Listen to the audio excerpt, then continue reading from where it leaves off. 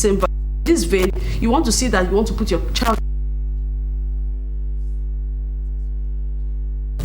right, because we like ours, where local government administration plays a pivotal role in national development. Our topic for discussion today is grassroots politics and good governance. Joining us to explore how grassroots politics can be harnessed to strengthen democratic processes, increase citizens' participation, and enhance good governance at the local level is Oluwatomisin Adebukola, the Executive Director, Hope for the Masses Foundation. You're welcome.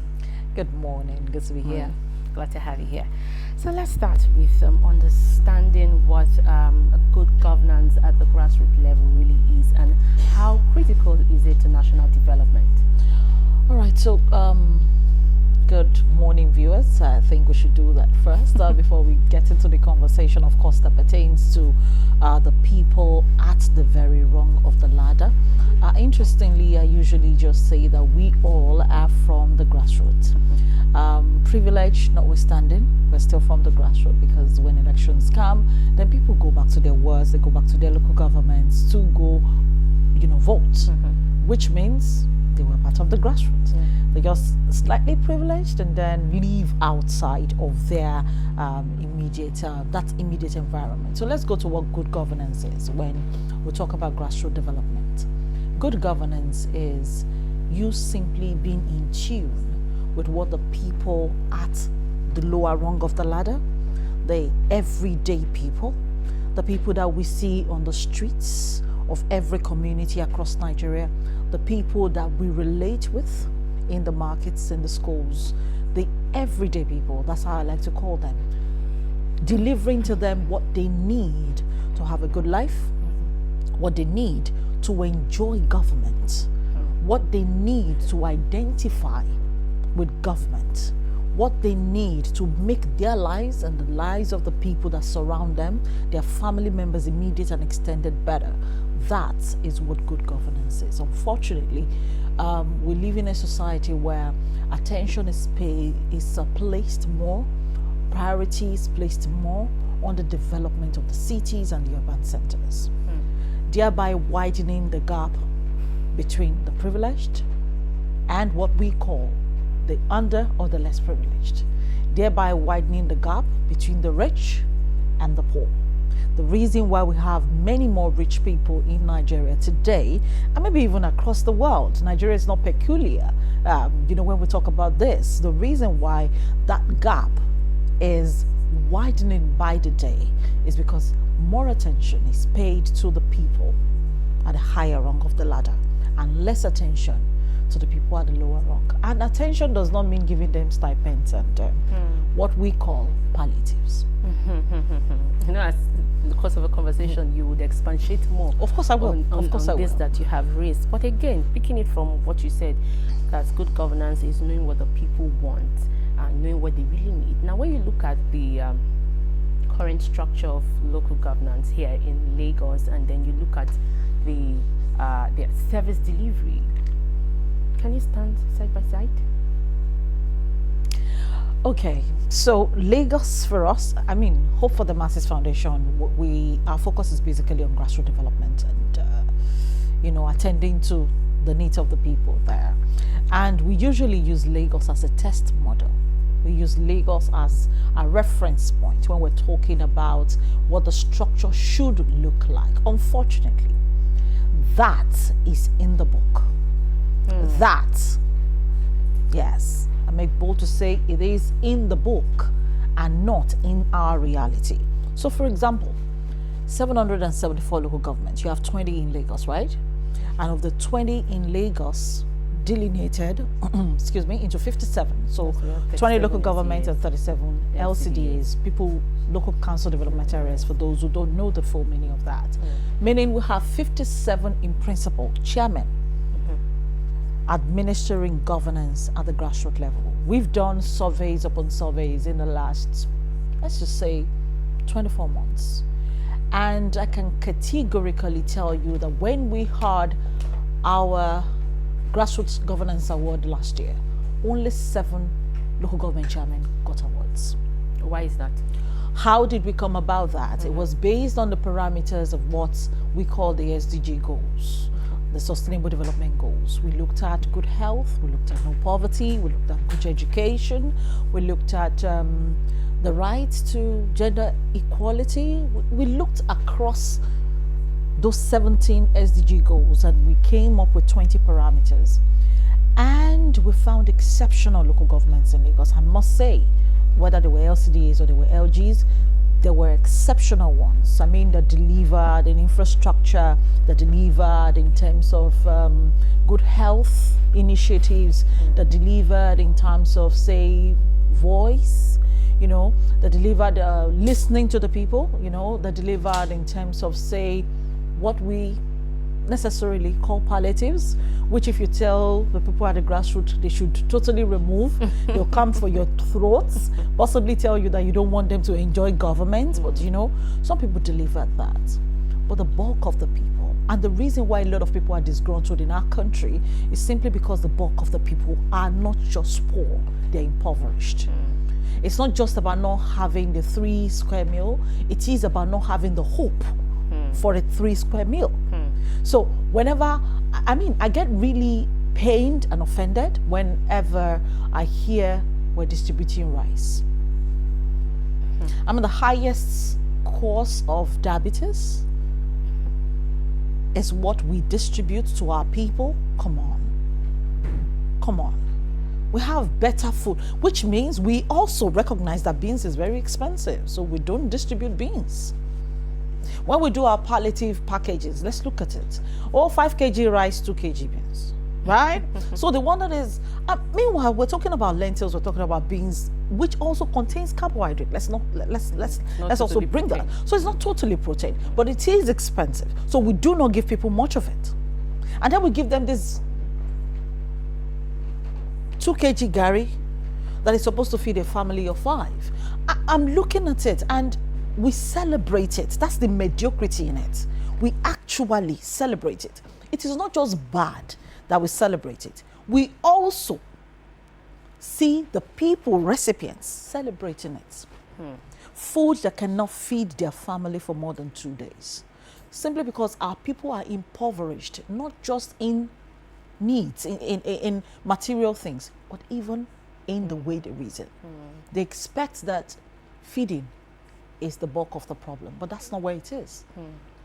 All right. I mean, I really like where this conversation is, you know, heading towards. But again, now that the elections are coming, the local government elections are very, very close, you know, and what should voters be looking out for?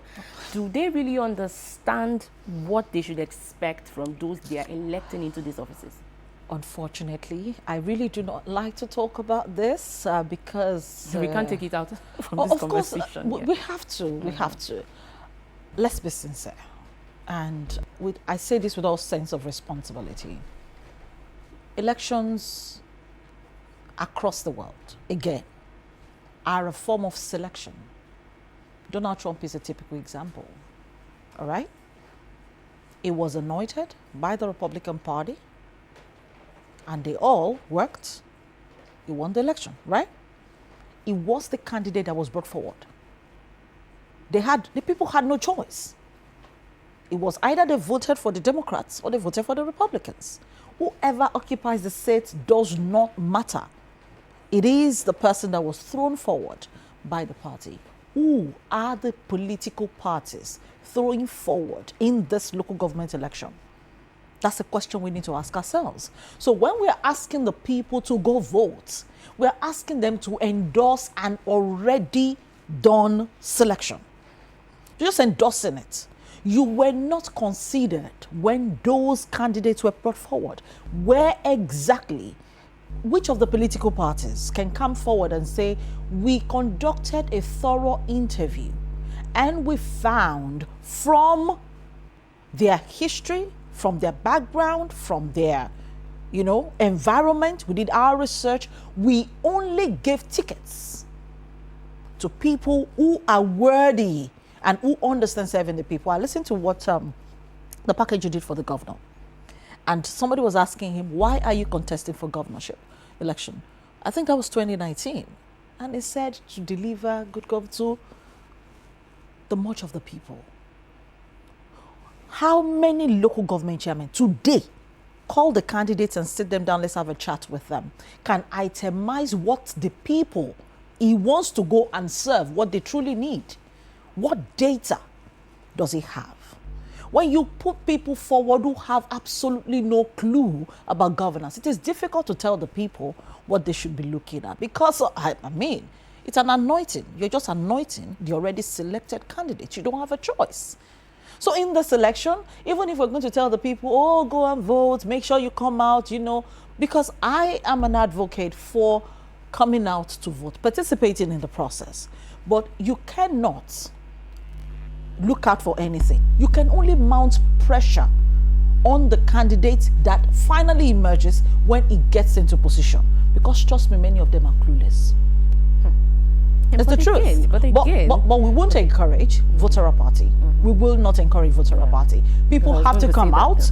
People have to come out. People have to go vote in that election. Lagos is July 12th. People have to go vote in that election. But while you're voting, please don't bother about the person you're voting for. Vote for the person, vote for the party that you know you're comfortable with and all that. But remember that engagement after that election, engagement after that person has been given the certificate from LASEC is what will deliver to you governance that you're requiring of them. Because many of them right now are just running to occupy the position. They have no agenda. Trust me. Now my question is on the part of the people. Yes. Are the people at the grassroots knowledgeable? Are they aware of the responsibilities of these people that are going to occupy these seats? Do they know that they should hold them accountable? There's kind of a gap in governance generally. Yeah. So one of the things that I usually say when I have conversations like this is, it's our job.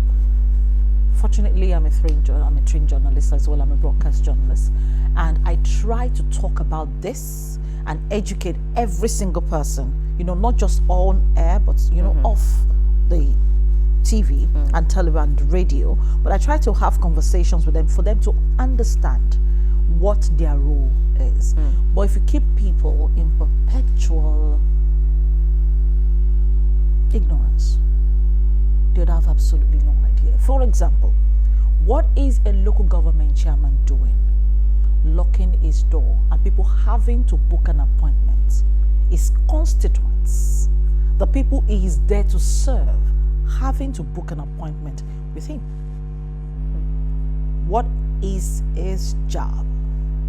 What is a local government chairman's job? If he's aware, what is the job of the councillors? Are they aware? So you find the people going to the house of the local government chairman on a typical Monday morning, a very long queue. Your child just delivered a baby. Wedding. Your child is about to get married. They barely come there for, sir, there are 55 children in this local government primary school who lack good uniform, who would need you to deliver uniforms to them. Hence the policy. Priorities. So people go to ask for the wrong things because, again, it's a need. I just want to eat kind of mentality. People are not asking for the right things. And so the man also judges his own performance by how many of those demands he can meet. Because he'll say, didn't I give this person this last week? Didn't I give that other person last week? Didn't I do this last week? He has a right to think so. Because every morning when he wakes up, people are right in front of his doorstep, asking for what they think is their rights, a portion of the largesse. So this is, I would call this a barrier to good governance at the grassroots that you have spoken extensively on.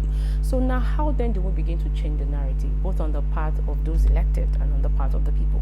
So because we're in a pre-election state in Lagos, I'm going to say that we should gather ourselves together. First, as civil society organizations, don't do civil society organization.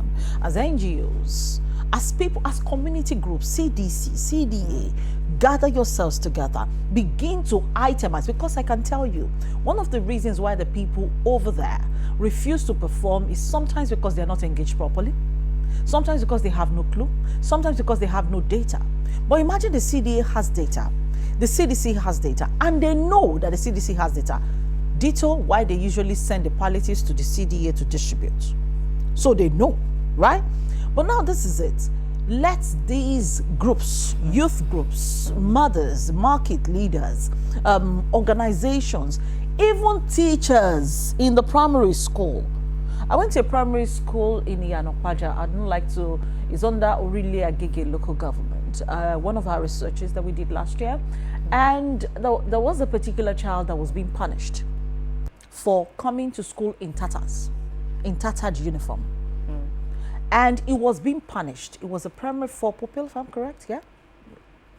It was being punished. Ask me what kind of punishment. It was cutting grass in the morning between 8. We got there around 10. The boy said he had not entered class that day, and he had been there for 2 hours already. I was just taking a walk, you know, round the school, and I saw this boy, and I came back to the headmistress's office, and I said, why is that boy cutting grass? We told his parent to come. He does not have proper books. He doesn't have uniform. He doesn't have... And I said to her, I said, so you're punishing the child for the problem caused by his parents. Do you know if that woman can afford to buy him any uniform? So you have now decided that to punish the child, you go home and tell the mother he was punished. So you deny him for a, you know, this day, totally denied of education. Maths, science, English. No wonder they say the results are not good. We got to schools that we found our primary 4 pupils in the public school system. You know, they're nursery and primary schools now, even in Lagos, not being able to recite 6 timetable, 7, 8. And the teachers are there. And so when they are not able to recite it, how do you handle it? So we're looking at a system where every hand must be on deck. Okay. You're a teacher, you're part of the system. If you know children that in your school, in fact, the headmistress of every primary school should take data to say there are 15 kids in nursery, primary 1, primary 2, 3, 4, 5, who need books, who need uniform, who need writing materials, because the state government again has been magnanimous enough to provide textbooks. So the primary school, now being under the purview of the local government, is simply a place where just give them uniform and give them good books. That's all. If you can provide food, lunch for them. There are kids who come to school without having breakfast. And the only time they're going to eat is when they get back to their mother's shop in the afternoon. I meet them on the road sometimes when we go for researches. You see them holding plates. Holding plates to go buy food in the afternoon in their school uniform. So why wouldn't a local government chairman come about delivering food, free food to these kids in the morning, breakfast, in the afternoon, just before they leave, give them some, even if it's a snack that will tie them over, because you know that there is poverty in the land. We don't need to be told. It's across the world. It's not peculiar to Nigeria. Alone, It's across the world. These are things that you deliver to the people who are the grassroots, and then they say, our local government chairman is trying. Why would you go to a primary healthcare center at the local government level and there will be no AC? There will be no lights. Yes, no light. Only one nurse at the entrance, another one somewhere inside, telling all of you to sit in the dark? Really? And then you tell me that you have done healthcare center. That's how they used to boast. We've renovated many healthcare centers. You renovated the healthcare center, you painted the outside. Did you change the roof? How many beds in that place are habitable? Can you sleep on the bed? When was the last time you went there to do a simple test? What would be wrong if we have primary healthcare centers like one of the local government chairmen in Lagos did in Surulere, Kokaguda LCDA, AC fitted. They have a proper lounge, a waiting area in that primary healthcare center. That is a model for what a primary healthcare center should look like. People cannot afford to go to private institutions for their healthcare. So what exactly are we doing? Those are simple parameters. So if I go there and you say that immunization is free, it's provided by the state government. If I say that, oh, this test is free, how many of them have tools to even deliver the baby? Have you seen primary healthcare centers in Lagos without nets, mosquito nets, not even available? So what are we talking about? These things are simple. The people just need to be told by the people they serve. Organize yourselves together. Start making a list of your needs. Then have a critical meeting. Please don't shut your door when you come into position as the chairman. Have a meeting with your chairman.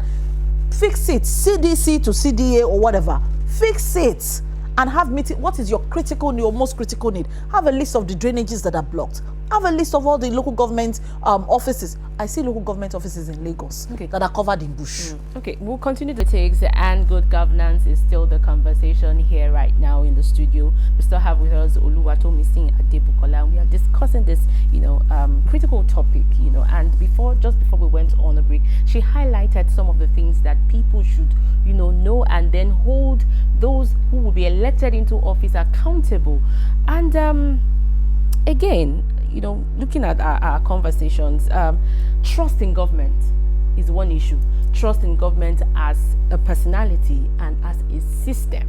And that would also kind of hinder good governance at the grassroots, because people just feel we can't trust them, especially now that the campaign is the campaign season. People see campaign as a time of promises.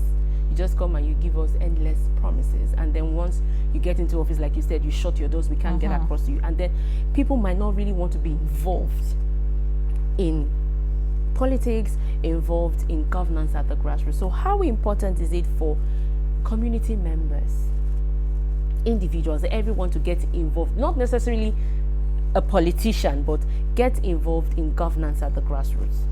So I think we also have a problem, because we can't keep pointing and accusing fingers at the government all of the time. As a matter of fact, they are from the midst of us, so we are all in this problem together. We are the government. We are actually responsible for their ineptitude and their inability to function sometimes. Because if you cry every day in the years of your father at home for food, your father would not wake up in the morning and sleep back. He would not. He would know that these people are not joking with me. Oh, these kids are not joking with me. He would leave home and go find something. He won't come back until they have something to give to you. But our people are lackadaisical. Our people are, the disinterest is the bulk of the problem, actually. People just feel we have bought into the lie that our actions, our participation does not matter. And it's a lie. You see, elected officials are scared of us.